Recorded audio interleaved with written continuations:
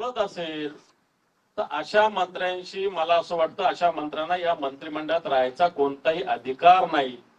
इतकी असंवेदनशीलता मंत्री जर दाखवत असतील तर मला असं वाटतं जर आपण या सगळ्या गोष्टी विरोधी पक्षाला एवढा संवाद भूमिका घेत असाल तर मला असं वाटतं या गृहमंत्र्याला मंत्रिमंडळात राहायचा कोणताही अधिकार नाही.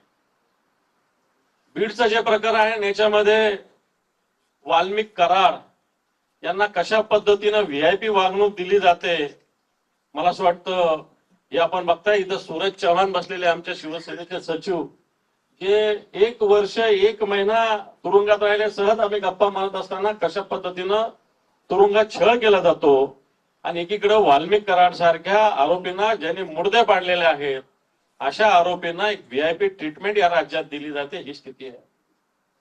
काही जिल्ह्यामध्ये दारूबंदी आहे.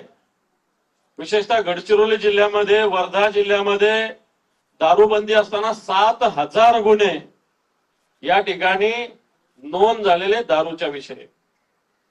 मला असं वाटतं हे सगळं होत असताना महिला स्त्रियांवरचे अत्याचार एक मालाडमध्ये घटना घडली, बदलापूर सारखी अमरावतीमध्ये घटना घडल्या.